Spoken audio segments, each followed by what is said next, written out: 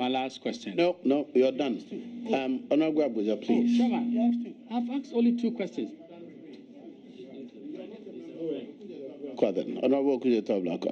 Thank you very much, Mr. Chairman, and congratulations, Honorable Osafo Maafo. My first question will be a follow-up to the earlier discussion on an economic development plan for our country. You seem to argue that, in your opinion, we should not have a development plan beyond 10 years. And in responding to the majority leader, you agree with him that since the architecture of the NDPC is tied to government, and a government is voted for a 4-year tenure, to go with that logic, my contention, therefore, will be that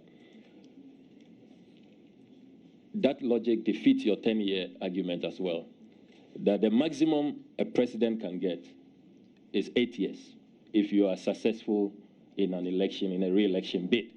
So then we should not be going beyond 8 years.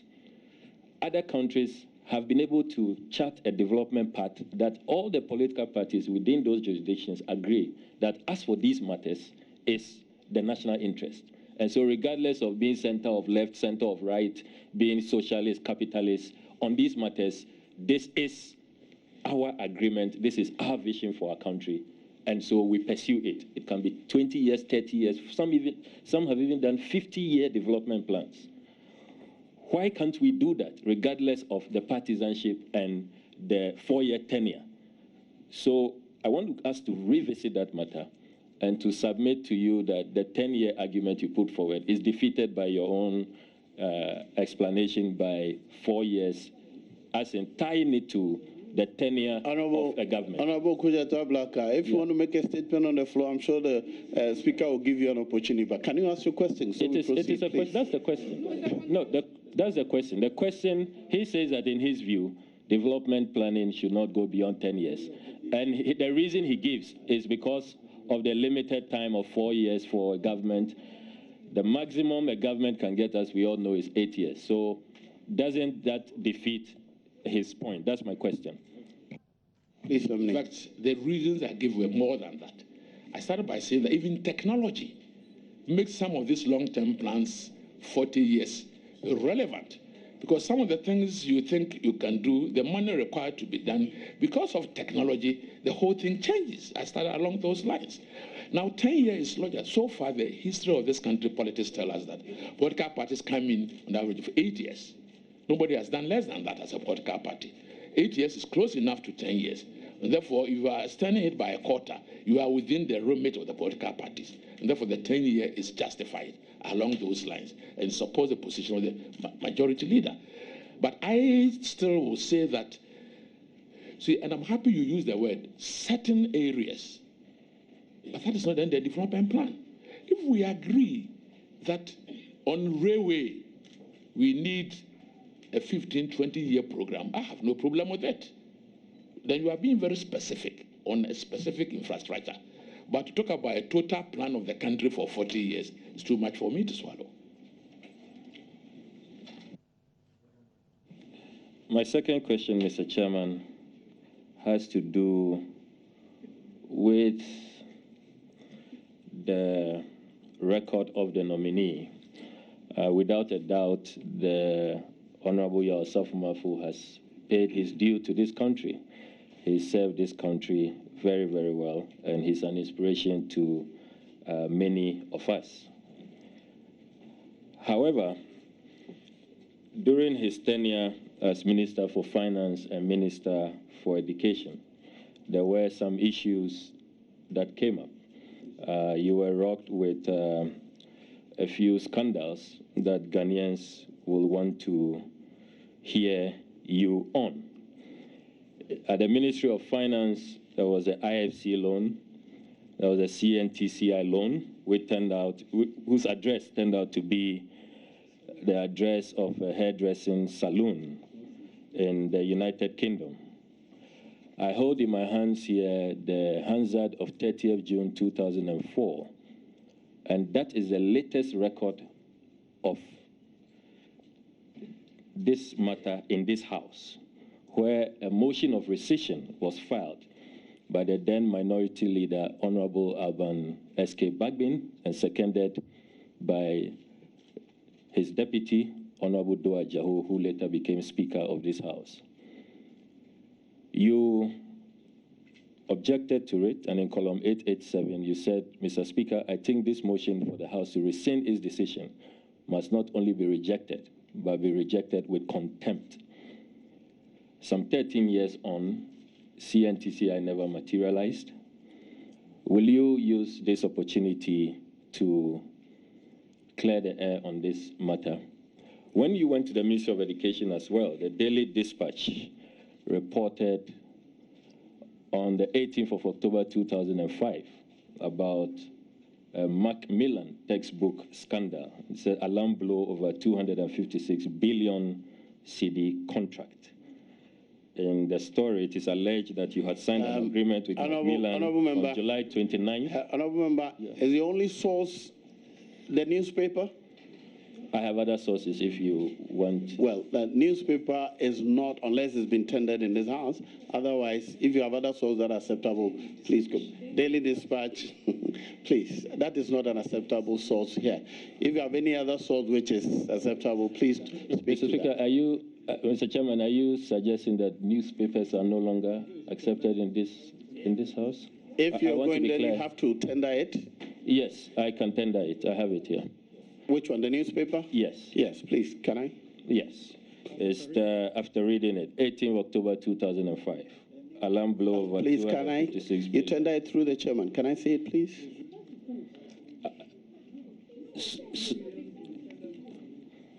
Before I proceed, is that Honourable the Member, direction? you tender Okay. So that is fine. before you make your arguments fine. in that respect, respectfully.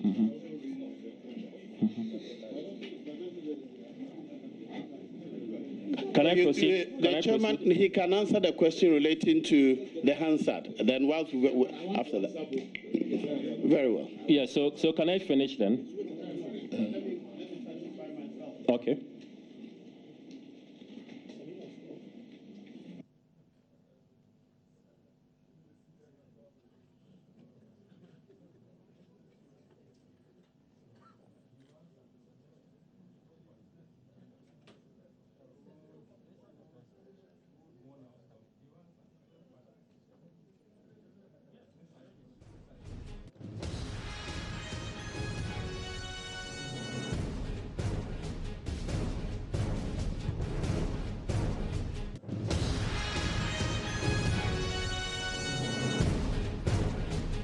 Mr. Chairman, respectfully, I don't think this is a newspaper.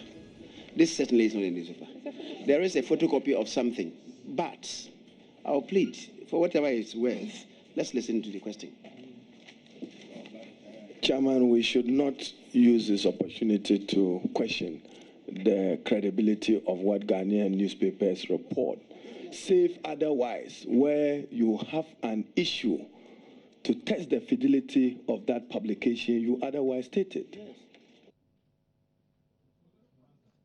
Mr. Chairman, what I have before me, honourable members, is a photocopy. Now, when you present the photocopy, its authenticity would always be in question. And we cannot submit this and say it is a newspaper.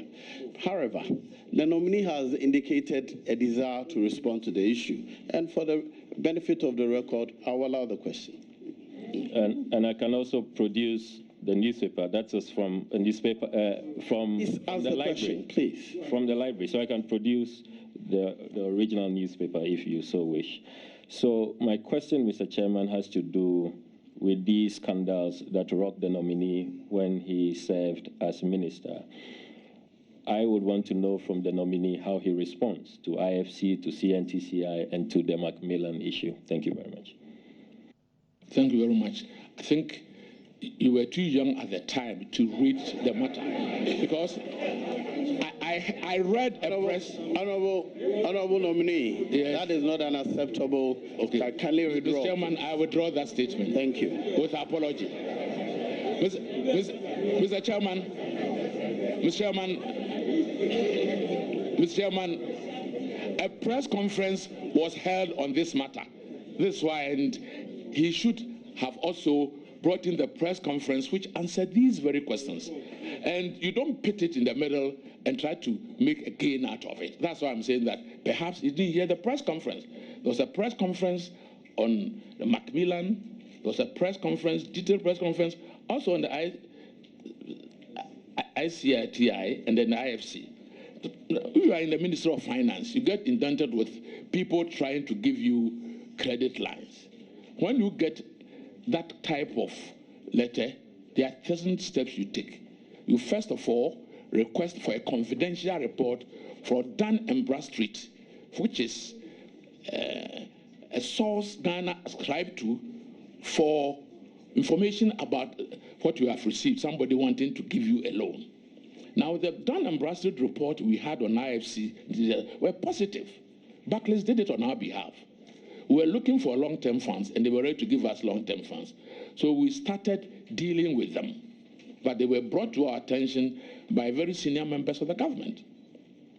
Now, along the line, we insisted, or I insisted, that we wanted to know the bank where the money which they intend to give us kept, located, what we call a location report, so that our bankers are XYZ.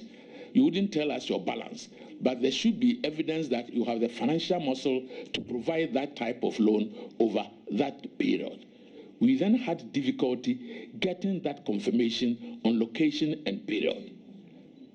I came to Parliament, on the floor of Parliament, and the records are also there, to say that in view of the difficulty we are getting on the location and the financial muscle of this thing, even though we had positive report from Dun & Bradstreet, we were withdrawing that whole application. So we withdrew it. Now, on Macmillan, there are two sources of book supply to Ghana, Macmillan and Longmans. We, depending on which range of the school textbooks you are dealing with, one is stronger than the other. Some of them, Macmillan supply more the basic, the primary ones than Longmans and vice versa. Now, when we were tendered for this, we sought the opinion of the NAT on the books and found out that 68% of the books, the range that we are talking about, was supplied by Macmillan. And therefore, if you are making a choice between Longmans and Macmillan, your choice is Macmillan. So we recommended and wrote a copious memo to the tender board for sole sourcing and then the procurement center. Now, this article which came was very mischievous. It was mischievous. I answered it, of course. At that time, if anybody paid attention, it was mischievous because the very day that we got the approval from the procurement board that we could sole source because of the rationalization that we have put up from Macmillan, we had in the morning this article appearing in the Daily Dispatch. And, Mr. Chairman, it's important to note that I never then pursue even that whole tender. We never bought a single book for Macmillan. So any view that anybody holds that we bought, and you've been to that ministry, and you should find out, because you have that connection, whether under your Osafo Maafo as minister, we bought a single book from Macmillan. No, we did not. Because I found out that there were intrigues to create problem in the whole industry, and I prefer to keep my honor than so I refused to carry out the tender, and we didn't buy anything from Macmillan. So as far as I'm concerned, it is that kind of, call it, I don't know what word to use, but people tend to be mischievous. And demonization on things which are frivolous. It is frivolous. Somebody who originally supplied books to the ministry has done it for years.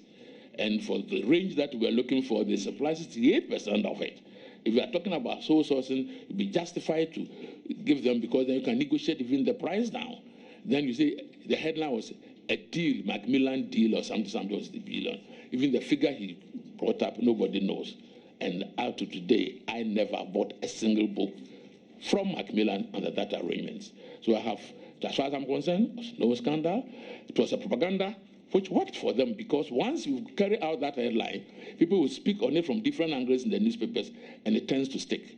But no book was ever bought from Macmillan. So that's when it was spurious and not right.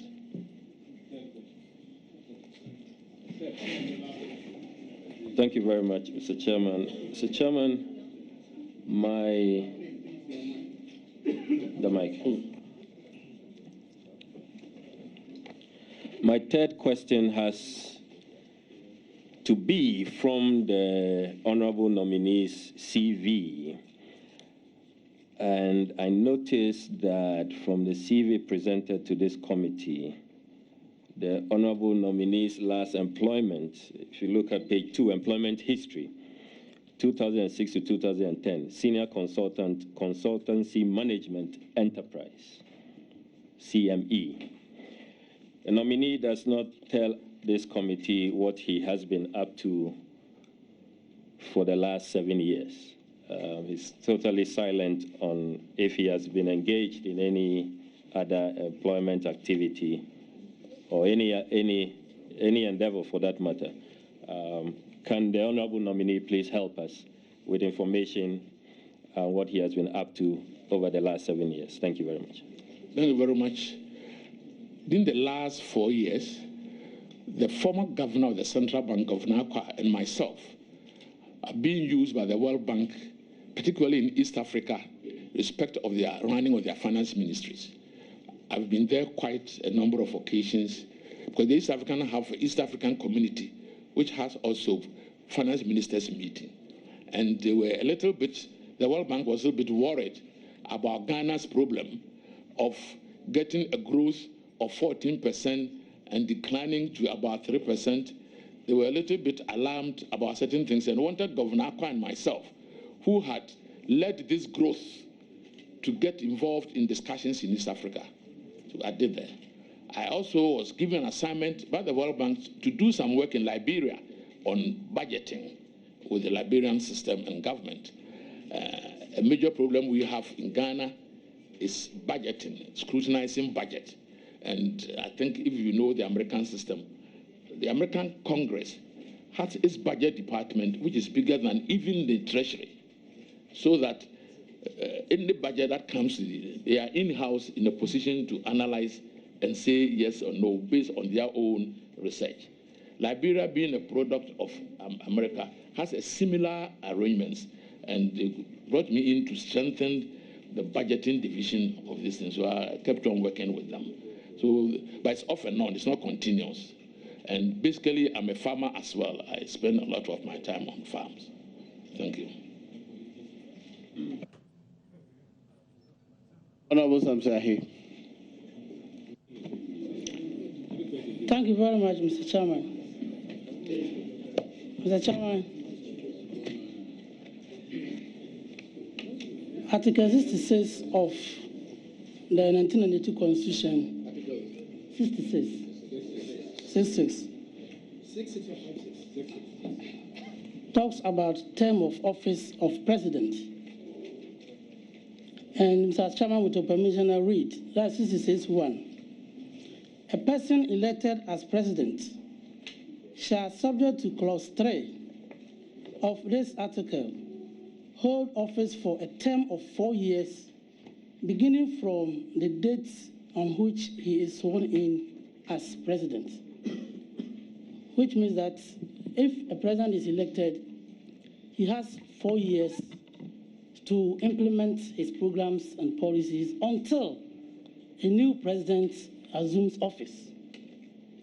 After the elections, the Afghan government undertook some appointments, did some appointments, and awarded some contracts.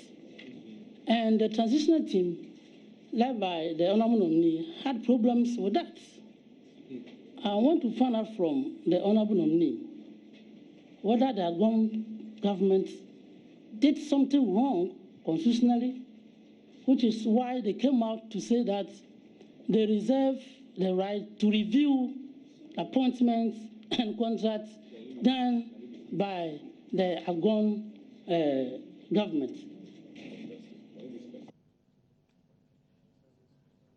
Yes, Mr. Zafran.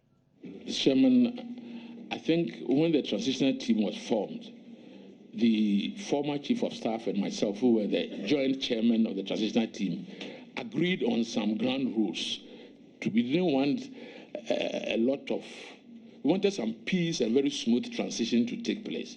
So we decided to do some ground rules among ourselves.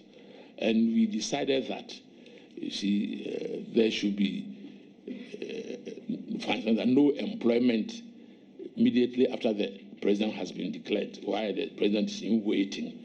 There should be no procurement, etc., etc. And I reduced this into writing to him. We kept on hearing of these things going on, that people were employing, people were procuring, and those kind of things, which created some problem for our side of the transition team. But we really didn't want to shout over these things because we still wanted a very smooth transition team.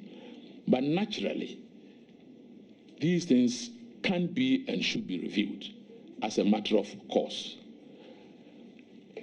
We have a payroll for every department and every sector institution in this country. So if I'm appointed a new minister and your payroll, you are not on the payroll till December, the day of the election, and you're going to appear on the payroll for January, when were you engaged in that particular thing? You are going to create a problem. The minister is likely to say that all those who were not on the payroll by a particular date, I will do away with their services. I can see it happening. Of course, if they have also been engaged long ago and they were just resuming for whatever reason, there will be time to rationalize. But certainly, procurement done after 7th of December in certain cases will have to be justified in terms of when it was commenced, where it has reached, and that kind of thing. I had the occasion on more than 7 occasions to stop auctioning of vehicles and that kind of thing. I had agreed with my co-chairman that ministers and who have used cars for more than 2 years could buy it, and even went further to even reduce it further by 30%, because that is within the rules. And we will try to be as nice as possible.